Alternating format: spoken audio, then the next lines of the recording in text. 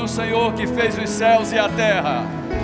Glorificado e exaltado seja o nome daquele que vive e reina para todo sempre.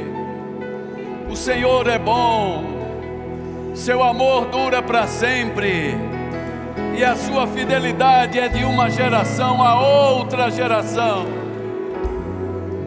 Senhor, nós estamos nessa manhã trazendo até o Senhor o nosso corpo, a nossa alma, o nosso espírito, e principalmente o nosso corpo, apresentando como um sacrifício vivo, santo, agradável a Ti, em um culto racional, com entendimento, Senhor, pois nos fizeste membro da Tua família. Nós agora somos os verdadeiros adoradores que o Senhor andou procurando. Graças a Deus que o Senhor nos achou, transformou em novas criaturas, para que agora pudéssemos estar diante de Ti, sem medo, sem culpa, sem condenação, sem inferioridade. Agora podemos Te chamar de Pai, pois uma compra, uma redenção, uma libertação já foi efetuada, e ela é eterna. É uma eterna redenção que nos foi dada. Por isso podemos estar diante de Ti nessa manhã, adorando ao único Deus vivo e verdadeiro.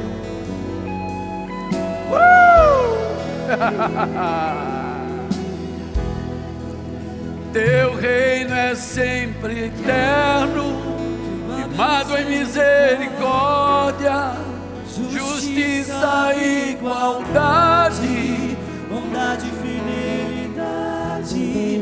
A tua igreja Te adora. A tua igreja Te adora. Aleluia. Faça isso de coração, meu irmão. É sempre eterno, firmado em misericórdia, justiça e igualdade, bondade e fidelidade. A tua igreja Te adora. A tua igreja Te adora. Aleluia. Oh Deus maravilhoso, essa é uma manhã propícia para salvação, libertação, cura. Hoje é uma manhã propícia, irmãos, para nós vermos a graça de Deus se estender, se derramar sobre todos nós. Nós que estamos aqui no templo e você que está em casa também. Então, desde já, rendemos graças ao Senhor, pois Ele é bom. Amém? Louvado seja Deus. Pode se assentar, gente, que coisa boa, meu filho. Continue assim, viu?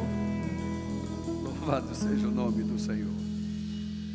Bom dia a todos, a graça e a paz do Senhor. Eu espero que você, nessa manhã, esteja preparado, porque hoje você vai comer um caldo de mocotó. Amém? Então hoje nós vamos comer muita Bíblia. Quanto mais Bíblia a gente come, mais forte fica. Amém? A Bíblia diz: fortalecei-vos no Senhor e na força, nos nutrientes que essa palavra tem. Então, queridos, como já foi anunciado, estamos em um tema que é justiça e redenção. E você já sabe, tem os livros sendo praticamente doado a preço de custo na nossa livraria. E.W. Kenyon, Dois Tipos de Justiça. Nós temos um outro livro também fantástico do E.W. Kenyon chamado Identificação. O livro do Rick Renner dispensa comentários, irmãos. Totalmente pago, uma análise profunda dos momentos decisivos da paixão de nosso Senhor Jesus Cristo. E temos o Evangelho da Reconciliação. Muitos cristãos nem sabem que tem esse ministério, Mas se você ler esse livro, você vai descobrir que você é um ministro de Deus. Não importa se você tenha feito o Rema, um curso teológico ou não. Se você nasceu de novo, você já está habilitado para testemunhar desse reino no qual você entra quando você nasce de novo. E Kenneth Hagin ainda nos presenteia com o precioso sangue de Jesus. Amém, queridos?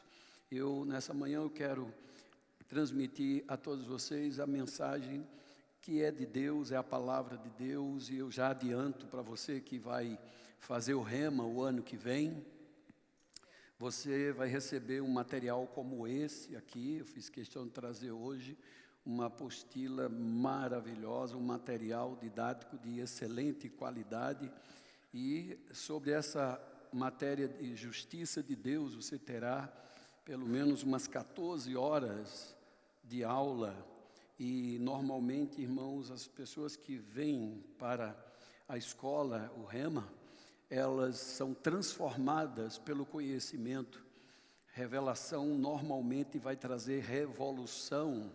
Então elas são impactadas, e eu digo a você que ainda está aí pensando, faço ou não faço, eu digo a você que faça logo, faça sua matrícula, prepare-se, porque Deus quer acrescentar muito a você. Então, a respeito do tema de justiça, irmãos, nós temos muito a falar, porque, afinal de contas, justiça é o tema central de toda a Bíblia. Infelizmente, é pouco falado e raramente tão bem explicado. Mas nessa manhã nós vamos ter uma porção, pelo menos, do que seja esse assunto de justiça, que é tão importante. Por que é tão importante nós estudarmos, aprendermos sobre justiça? Primeiramente porque justiça, irmãos, é uma posição ideal diante de Deus. Você que é cristão, você sabe muito bem que quando Adão pecou, ele perdeu a comunhão com Deus, portanto ele perdeu uma posição que ele tinha. Ele podia estar diante de Deus sem medo, sem culpa, sem condenação, sem inferioridade. Mas todas estas coisas, elas vieram para o homem e, consequentemente, isso passou a todos os homens, porque todos pecaram e foram destituídos daquela glória que Adão, no princípio, estava revestido. Salmo 8 diz claramente para nós que Adão, ele era revestido de glória e de honra. Aquela glória foi tirada, aquela comunhão foi tirada e, consequentemente, o medo entrou no ser humano. O ser humano se sentiu, a partir do pecado, inferior, indigno, incapaz. Basta você ler os primeiros 3 capítulos da sua Bíblia em Gênesis, e você verá o homem a quem Deus autoridade para governar o mundo. Depois do pecado, agora ele tinha medo até mesmo da voz de Deus. O convite de Deus era pavoroso para ele. Ele se via agora não como alguém revestido de glória, de honra, de majestade. Ele se via nu, inferior, incapaz de vir até a presença de Deus. Por mais que ele construísse para si vestes, mas aquelas vestes não dava para ele uma paz, uma harmonia, não trazia mais comunhão para ele. Sabe, irmãos, aquelas vestes de que Adão construiu representa todas as religiões. As religiões, elas querem mostrar as obras dos homens, querem mostrar o que o homem é capaz de fazer para apresentar diante de Deus. Mas a Bíblia diz que todas as nossas obras, fora a redenção de Cristo Jesus, para Deus é como um trapo de imundície. É algo que para Deus cheira mal. Deus não aceita, irmãos, que o homem, ele queira, ou pelo menos tente entrar no céu à força. Você conhece a história da Torre de Babel? Deus tinha dado a ordem para os homens se espalharem, mas eles disseram, não, vinde, vamos nos unir, vamos nos juntar num único lugar e vamos construir para nós uma cidade e depois uma torre, e nós vamos entrar no céu. Era como se dissesse assim, Deus vai ter que nos engolir. Mas a palavra de Deus mostra claramente, irmãos, que o que os homens construíam era apenas barro. Eles fizeram tijolos bonitos, cozeram bem, ficou bem firminho, mas era puro barro. Então toda a religião, irmão, diante da obra magnífica, do plano perfeito de Deus, desde a eternidade, é puro barro. Isso se dissolve, se destrói com o tempo, irmão, desaparece. E o homem, infelizmente, tem sofrido desde o tempo da queda de Adão com isso, procurando meios, artifícios. Ele se penitencia, ele faz muita penitência, ele sofre, ele paga preço, ele jejuma demais, ele sobe monte e desce vale. Enfim, é muita coisa querendo agradar a Deus. Mas se nós olhássemos para a Bíblia, nós deveríamos entender, irmão, que a justiça de Deus, nós não a merecemos porque fazemos alguma coisa. A Bíblia diz: os que recebem a abundância da graça, e isso é pela fé, também receberão um presente chamado dom da justiça. Não é o que fazemos, irmãos, é o como nós reconhecemos o que foi feito por nós. E quando você reconhece isso, então, meu filho, então, olha, é maravilhoso, porque realmente presente que vale a pena é esse, quando eu e você não merecemos. É assim que Deus opera, quando nenhum de nós merecíamos, pois a Bíblia diz: aonde havia abundado o pecado, superabunda a graça de Deus, o favor de Deus, a bondade de Deus, o amor de Deus. A Bíblia chega ao exagero de dizer para nós, irmão, que Deus não levou em conta o tempo da nossa ignorância. Diz que Deus estava em Cristo, reconciliando consigo mesmo todo o mundo, não imputando, não cobrando os pecados cometidos anteriormente. Isso é que é Deus, o resto é Baal. Me ajuda aí, Cortez. Amém, queridos? Então o assunto de justiça não é de hoje. Eu peço a você rapidamente, veja que a hora já correu.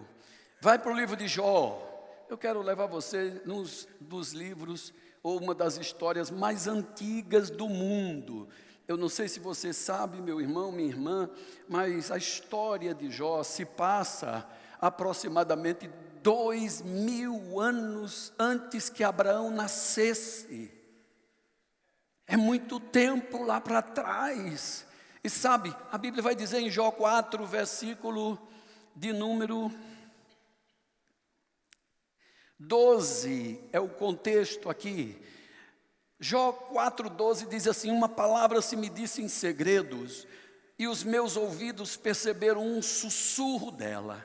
Verso 13 diz: entre pensamentos de visões noturnas, quando o profundo sono cai sobre os homens, sobrevieram-me o espanto e o tremor, e todos os meus ossos estremeceram. O verso 15 diz: então, um espírito passou por diante de mim, ele me fez arrepiar os cabelos do meu corpo. Isso aqui não é um espírito bom não, viu, minha gente? Este é o próprio espírito do inferno, do diabo, Satanás. Porque veja, quando o Espírito de Deus se apossa do ser humano, aí há liberdade, a paz, a alegria por meio desse Espírito que nos dá um fruto maravilhoso. Mas esse Espírito aqui não, ele é espantoso, ele traz medo, ele traz tanto pavor a ponto dos ossos desse ser humano tremer. E ele disse: os cabelos do meu corpo se arrepiaram todo. Vamos ver o que esse Espírito veio fazer. Então a Bíblia diz: me fez arrepiar os cabelos do meu corpo. Parou ele, mas não lhe discernia a aparência. Era um vulto que estava diante dos meus olhos. Então houve um silêncio e aí eu ouvi uma voz. Veja o que essa voz vai dizer: seria porventura o mortal justo diante de Deus? É uma indagação. Depois diz: seria acaso o homem puro diante do seu Criador? Duas indagações. Você sabe que toda vez que Satanás vem ao ser humano, ele vem sempre pondo dúvida na palavra. O diabo veio a Eva e disse: como foi que Deus disse? Vocês não podem comer. Isso mexeu com a cabeça dela a ponto dela não saber mais como responder. Jesus sai das águas, batizado por João Batista. Deus grita dos céus: é meu filho, é meu amado, tenho prazer nele, ouçam ele. 40 dias e 40 noites se passam. Lá no deserto, quando a fome aperta, Satanás se apresenta e diz: como é, tu és filho? 40 dias e 40 noites, meu filho. Tinha ficado no juízo do cão. Ele é filho como o primeiro Adão é filho? Deixa eu saber mesmo se ele é filho. E a primeira coisa que o diabo vem fazer é pôr dúvida. Se tu é filho. É sempre assim. Aqui é Satanás falando, esse espírito. Ele diz: seria por acaso o mortal justo diante de Deus? Por acaso o homem puro diante do seu Criador? E olha a acusação do infeliz agora no verso 18. Eis que Deus não confia nos seus servos, e aos seus próprios anjos ele atribui imperfeições. Esse é o fazedor de fake news, viu, meu filho? Criador de fake news. A agência de Satanás que faz fake news é aqui, maneco. Amém? Começou aqui. 2000 anos antes de Abraão existir, já existia uma agência de fake news. Aí o verso 19 ele diz assim: bom, se Deus não confia nos seus servos, até os anjos dele, ele acha imperfeito, ele considera imperfeito, quanto mais aqueles que habitam em casas de barro, cujo fundamento é só no pó, e são esmagados como uma traça. Eles nascem de manhã, mas à tarde são destruídos. Eles perecem para sempre, sem que disso se faça caso. Porque se lhes cortar o fio da vida, eles morrem, nem atinge a sabedoria. É um infeliz mesmo, não é não? Sabe, irmãos, que essa mensagem do diabo, ela vem na mente do ser humano de lá até aqui. Quantos já são os que nasceram de novo, mas ainda se acham indignos, incapazes? Eu não posso, não dá para mim. Ore por mim, apóstolo Maneco. Cristão já nascido de novo. Mas sabe por quê, irmãos? Porque em muitos dos nossos púlpitos, nas escolas teológicas, se prega mais sobre pecado, mas não se prega sobre a solução do pecado. Cristo já liquidou com a fatura do pecado, irmãos. A Bíblia é bem clara, Colossenses capítulo 2, verso 14, diz que Cristo cancelou, rasgou, aleluia! Tornou nulo o escrito de dívida que era contra nós. Este escrito de dívida constava de ordenanças: faça, não faça, vista, se não vista, corte, não corte, use, não use. Aí Paulo diz: essas ordenanças nos eram prejudiciais, porque nos induzia a fazer ou deixar de fazer alguma coisa para agradar a Deus.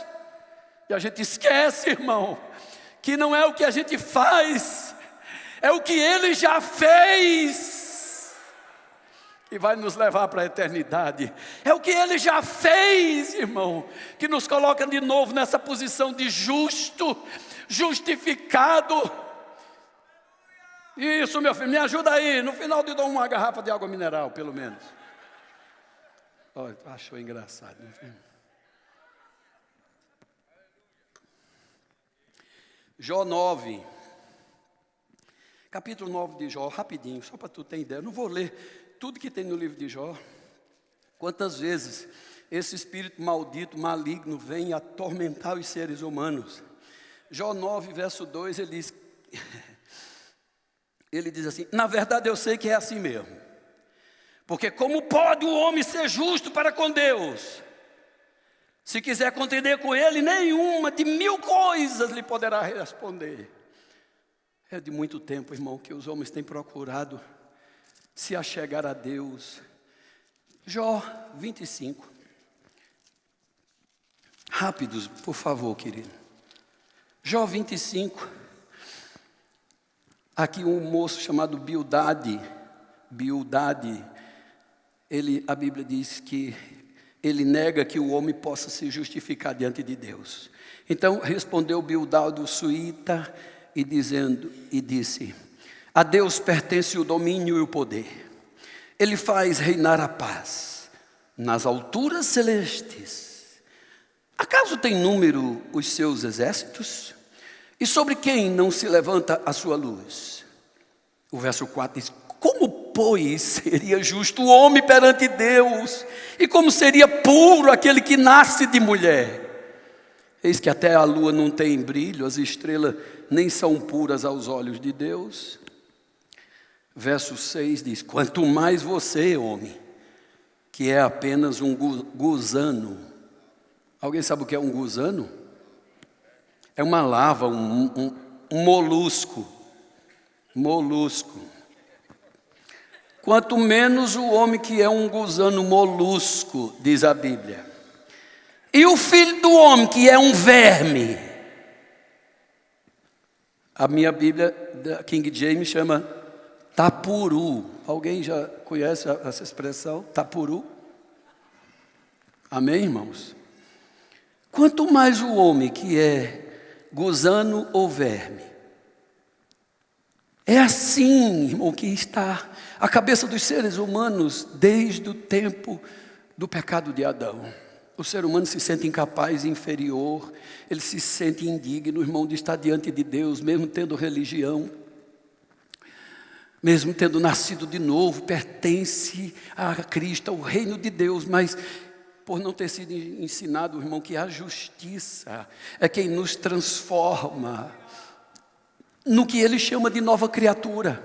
É a justiça também, irmão, que nos santifica. É a justiça, irmão, que nos deixa numa posição onde nós podemos ter esperança, pois a Bíblia diz que justificados, pois pela fé, nós já agora obtemos paz com Deus. Nós temos confiança, certeza de viver dias melhores, muito melhor daquele que a gente não entendia, se podia orar, se podia chegar diante de Deus, tem que estar pedindo a uma e a outra oração, não. Tiago chega a dizer, escutem, a oração do justo.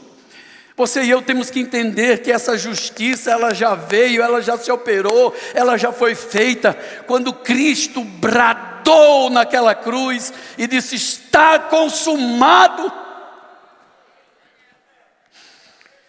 Ele estava, irmão, ali, se entregando voluntariamente para completar a obra. Ele teve que ir ao tribunal no inferno. Ele passou lá 3 dias, irmãos. E quando a justiça de Deus foi operada lá, Deus o exaltou soberanamente. Deus restituiu a ele a vida no Espírito.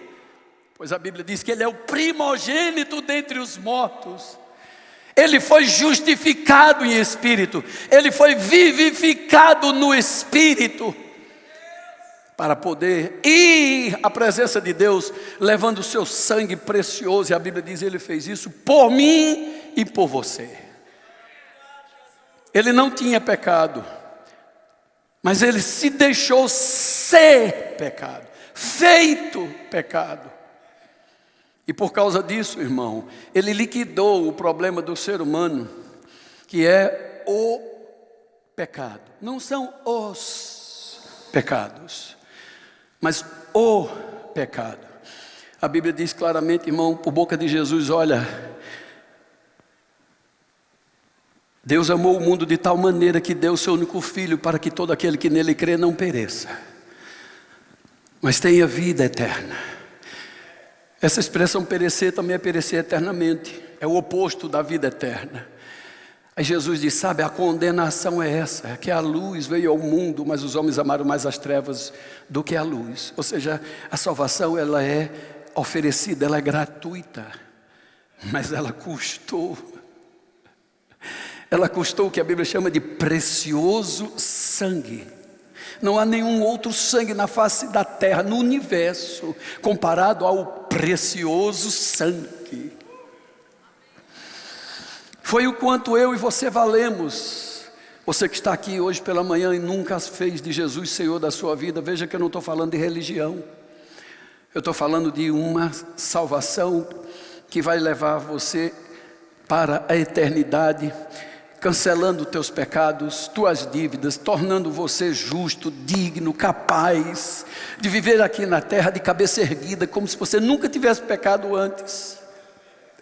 A Bíblia diz que os anjos anelam, eles desejam, prescrutam, eles querem saber como é que é viver com Deus dentro, com o Espírito Santo dentro. Esse povo, essas criaturas que pecaram, se desviaram, esses que eram abomináveis, esses que eram monstros em sua natureza terrena, diabólica, mas aqui foram transformados em novos seres, nova criatura, morada do Espírito Santo.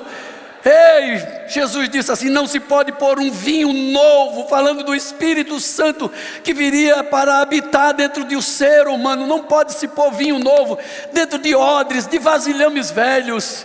Mas a nova criação, irmão, esse novo nascimento, instantaneamente nos faz essa vasilha nova, capaz de ser cheio com o Espírito e com o poder de Deus. E isso vem pelo Evangelho. Quando você dá crédito ao Evangelho, o Evangelho é boa nova mesmo por causa disso. Porque o Evangelho prova para nós, irmão, que Deus não levou em conta os pecados anteriormente cometidos. Ele não atribui a mim e a você mais aquilo que nós fizemos. Quem atribui, quem condena é Satanás. É ele que fica acusando, falando do seu passado. Eu duvido ele falar do seu futuro. Só seu Deus fala do seu futuro.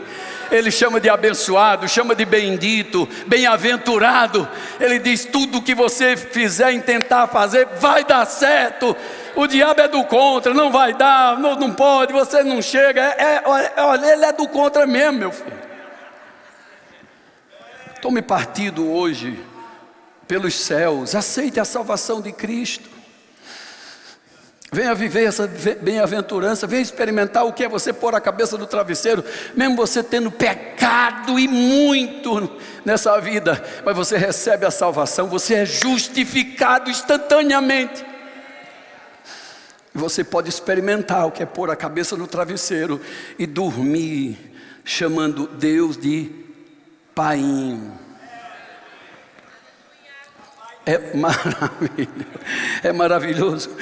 A Bíblia diz claramente, irmãos, como foi que Deus resolveu o problema desse pecado. Romanos 3, pode ir lá comigo rapidamente, Romanos 3 e 26. Romanos capítulo 3, versículo 26. Olha que coisa fantástica. Romanos 3, verso 21 é o contexto. O pessoal da mídia vai me matar, mas tudo bem. Romanos 3 e 21 é o contexto, diz: mas agora significa nesta nova dispensação, no tempo que Cristo já veio, nesse tempo da obra completada, nesse tempo em que a salvação, como a arca de Noé, ainda está de porta aberta. Agora, sem lei, se manifestou a justiça de Deus. Ela foi testemunhada pela lei de Moisés e também pelos profetas, ou seja, eles falaram desta justiça.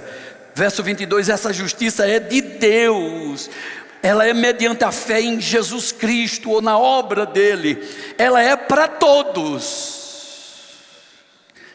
Mas a Bíblia diz assim: e elas vêm sobre todos os que creem.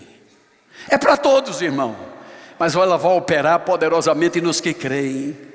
Porque não há distinção, pois todos pecaram, são carentes da glória de Deus.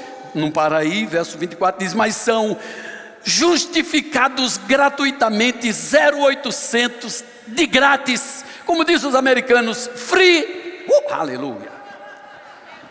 Justificados de graça, por sua graça, mediante a redenção, a compra, a quitação da dívida que existe em Cristo Jesus. E o verso 25 diz: a quem Deus propôs no seu sangue como propiciação mediante a fé, para manifestar a Deus a sua justiça, por ter Deus na sua tolerância, longanimidade, deixado impunes os pecados anteriormente cometidos, tendo em vista o seguinte: a manifestação da sua justiça agora, nesse tempo presente, para Ele mesmo Deus ser justo e justificador de todo aquele que tem fé em Jesus. Como Deus pode ser justo, irmão, e justificador? Deus, para ser justo, Ele tem que punir o pecador. Foi Ele que instituiu a lei: a alma que pecar, pastor Tadeu, vai ter que morrer.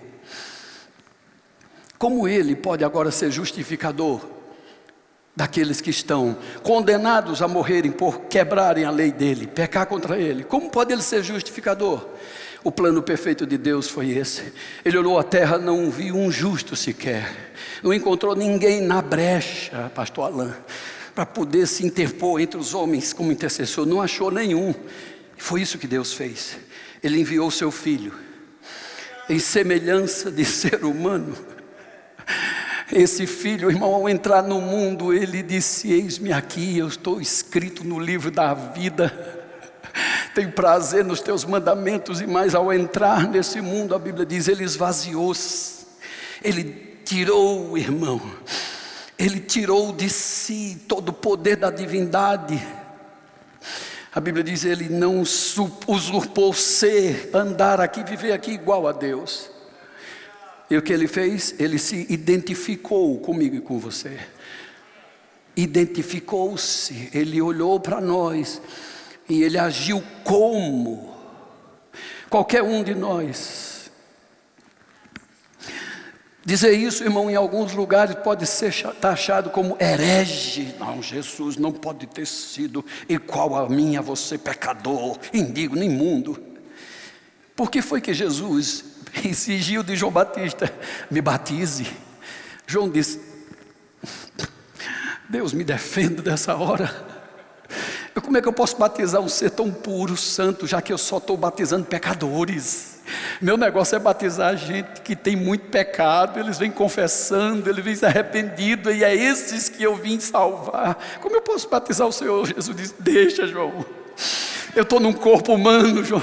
Eu me identifico com todos os pecadores, e é por isso que temos que cumprir toda a justiça.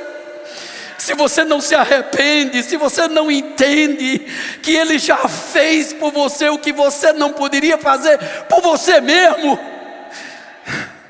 eu e você somos os mais indignos seres de viver nessa terra, que não estamos querendo aceitar a salvação que vem de Deus. Ninguém poderia nos salvar dos nossos pecados, só Deus. E Ele veio buscar. Ele é a arca.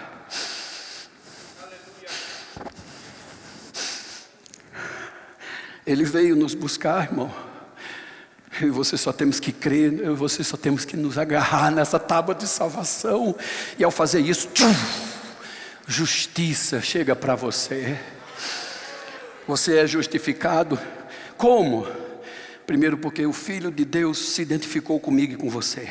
E segundo, irmão, que Ele aceitou receber o que todo ser humano merecia receber. Não só um título, irmão, mas receber em si mesmo Jesus a condição de todo pecador. Malditos. Mas a Bíblia diz: Ele se fez maldito no nosso lugar. Ele se entregou. A cena que eu lembro é do filme de Mel Gibson. Jesus já está todo chicotado, arrebentado do alto da cabeça até o calcanhar. E aí ele vem quase que se engatinhando em cima daquela cruz, e os soldados olhando abismados para ele, ele deita-se nela. Ele se deita nela, ele se entrega. Ele não foi amarrado à força, não foi puxado, sabe, ele contra a vontade, não. Ele se entrega, todo rasgado, todo moído, dilacerado, cheio de doenças e de enfermidades já. E ele, aqui, vai, o último cravo, pá, aleluia. Não existe prova de amor maior do que essa, disse o próprio Senhor, do que alguém dar a sua vida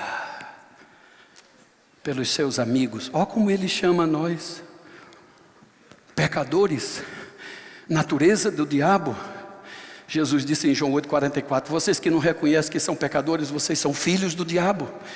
Vocês têm desejo em satisfazer a vontade dele.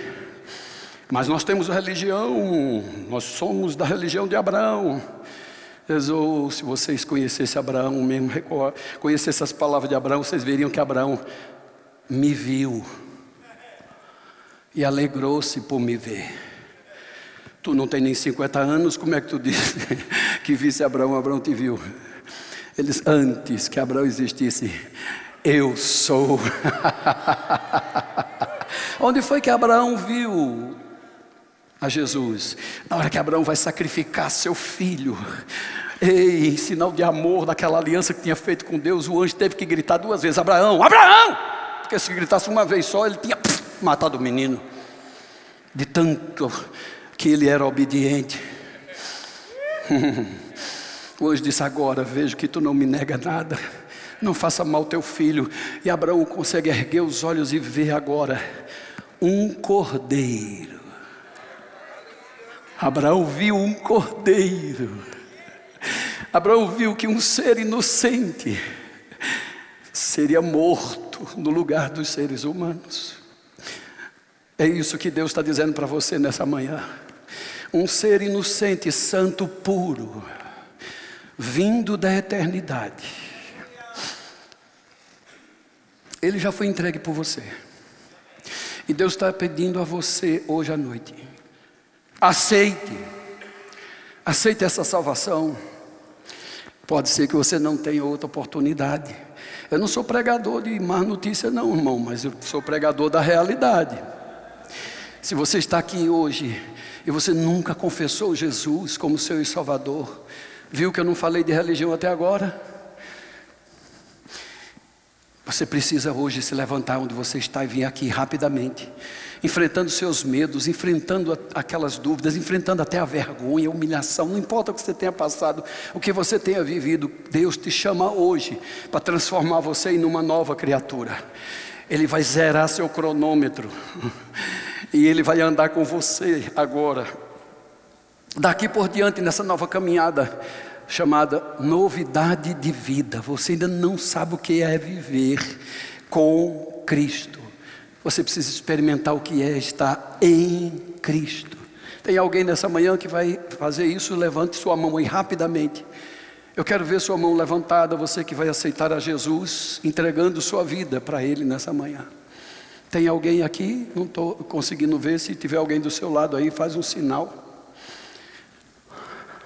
Talvez você esteja aqui, talvez não. Você estando aqui, você hoje entenda que não foi por causa das suas falhas, não foi por causa das suas falhas que esse sentimento, essa sensação de abandono, de que Deus não te ama mais, aconteceu. Não foi. Foi por falta de entendimento do que Deus fez já por você. Pois a palavra mostra claramente, irmãos, que quando nós somos justificados, várias coisas vão acontecer para nós. Primeiro, a Bíblia diz claramente, irmãos, que nós somos regenerados. Nós somos gerados de novo em Deus. Não somos apenas remendo de Deus. Não somos um vaso remendado. Somos um vaso refeito, novo em folha. A Bíblia diz que agora, irmão, essa justiça vai nos dar uma paz que excede todo entendimento, guardará a nossa mente e também o nosso coração. Essa justiça, irmão, ela é fundamental para a gente viver uma vida também de autoridade espiritual. Paulo diz em Colossenses que nós precisamos ter entendimento espiritual do que fez, não só o conhecimento. O conhecimento tem que nos levar ao entendimento. E quando você entende, irmão, porque às vezes você pode estar até com um celular de última geração e você conhece o celular, mas se você não entende como ele opera, fica difícil você tirar os benefícios dele. É assim que acontece se nós não entendermos sobre a justiça de Deus. Ela é real, ela opera. E a Bíblia mostra para nós, irmão, que esse assunto ele é vital para nós compreendermos